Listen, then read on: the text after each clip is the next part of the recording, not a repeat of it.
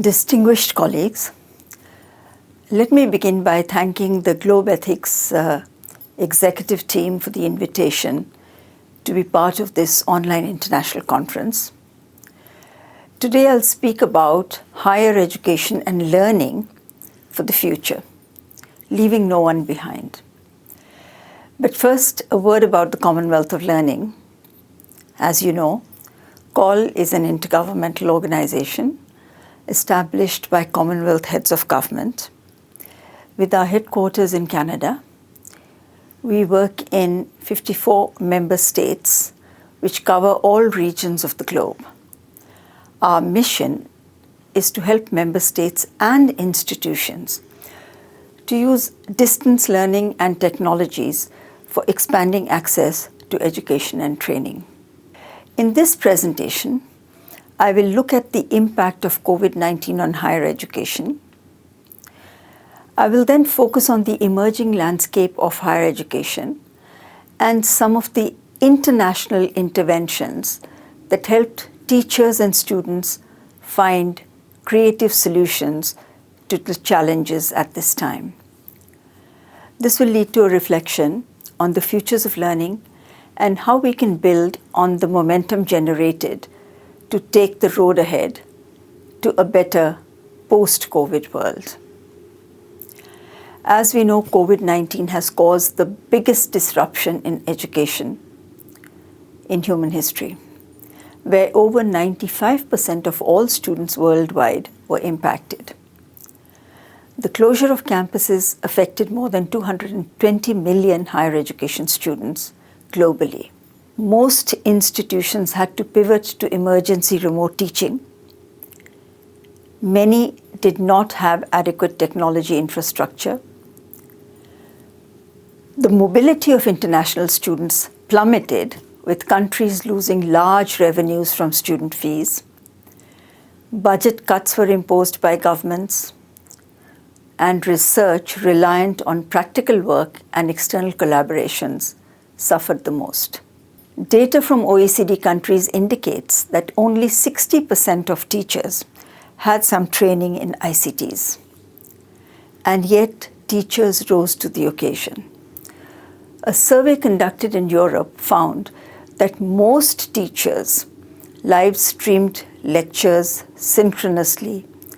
A large number of teachers also used asynchronous approaches by sending pre-recorded videos and audio lectures.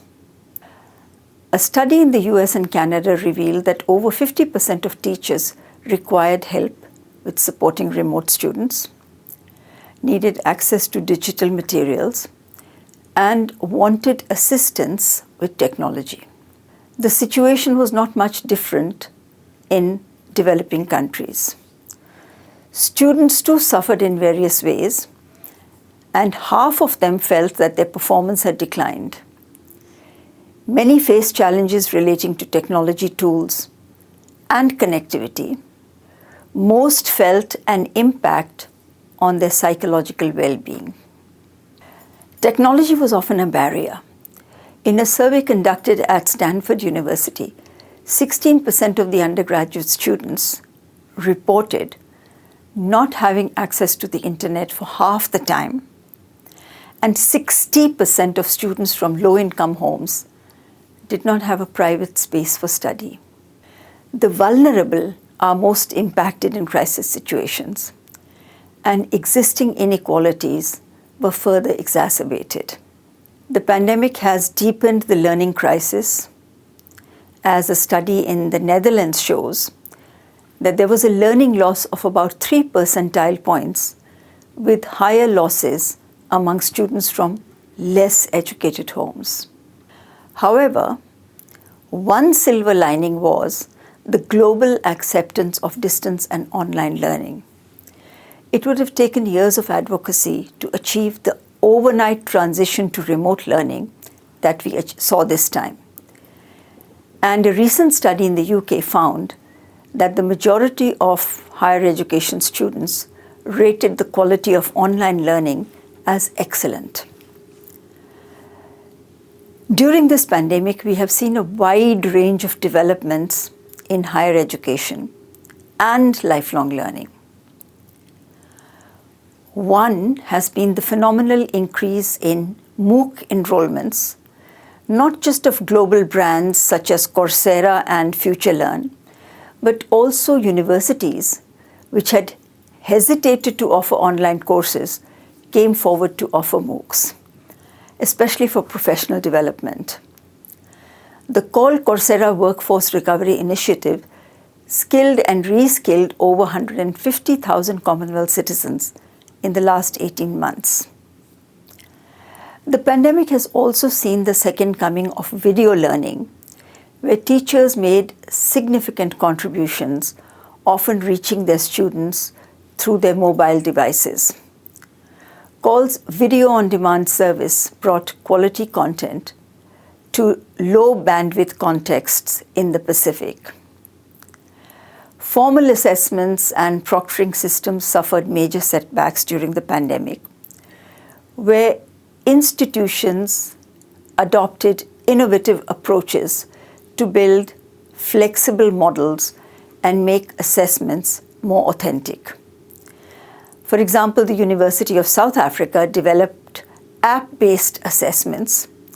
Griffith University Australia used oral assessments for their business program, and India introduced open book exams at scale.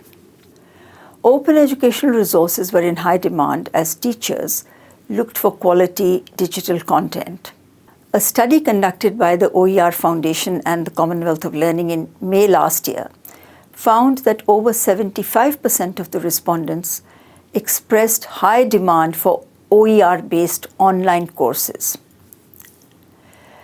The mobility of international students again suffered with travel restrictions and the closure of borders.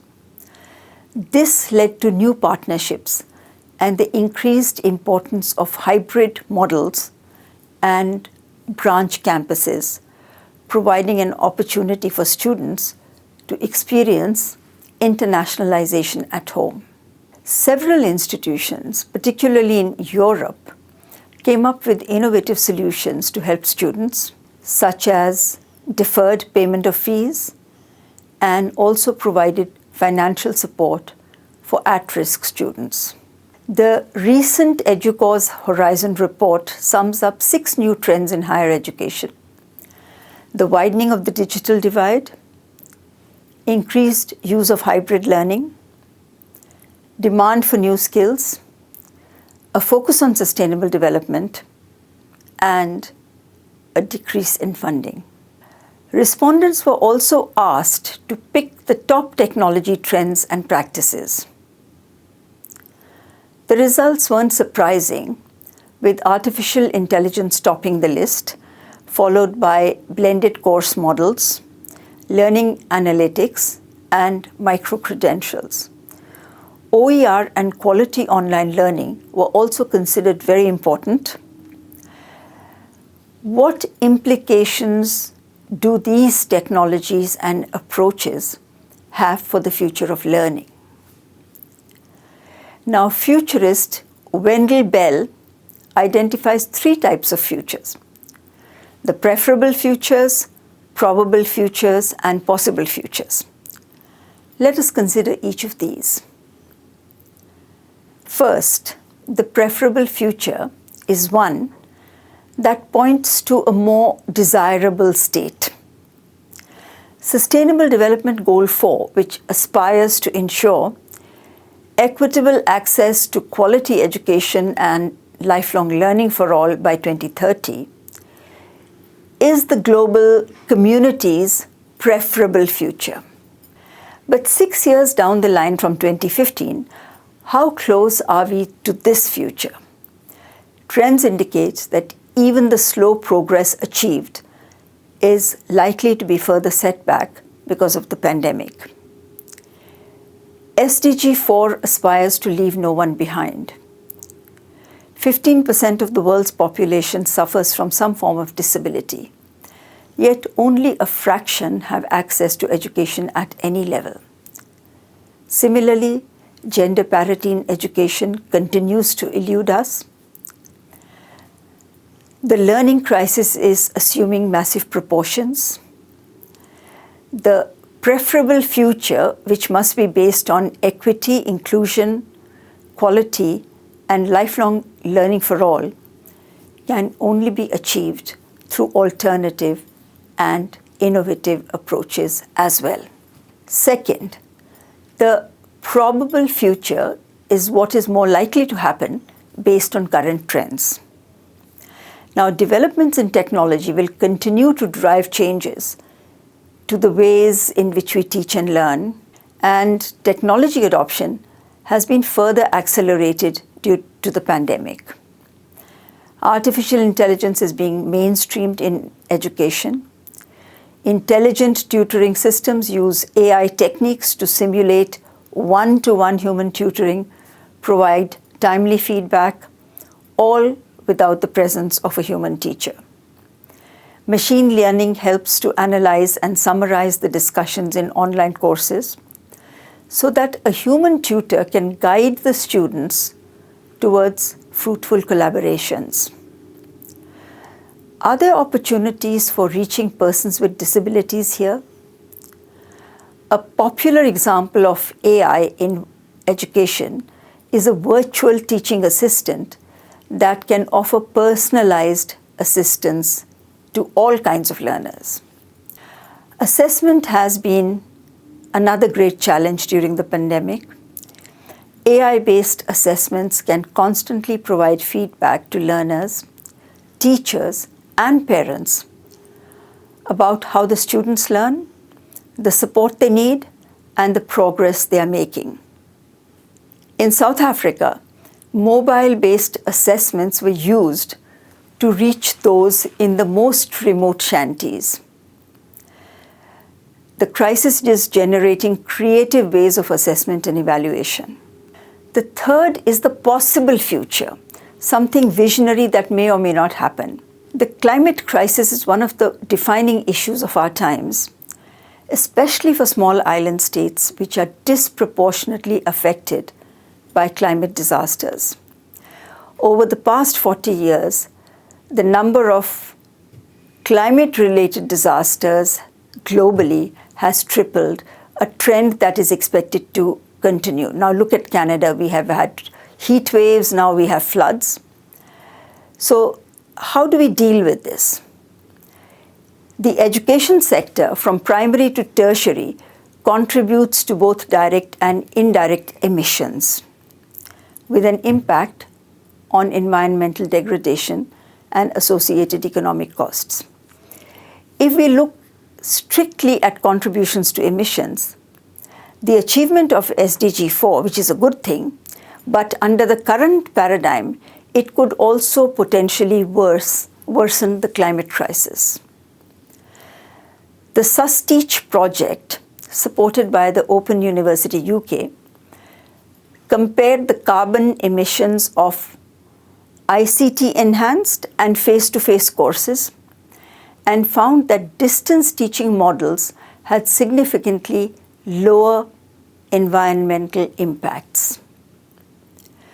COL conducted a similar study in Botswana and found that the average learning-related carbon footprint of the face-to-face group was nearly 3 times greater than that of the distance learner.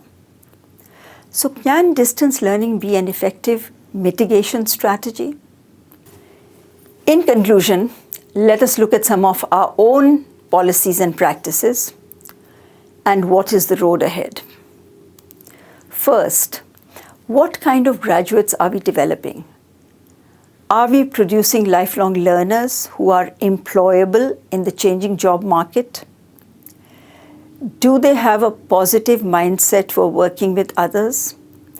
Are they responsible global citizens?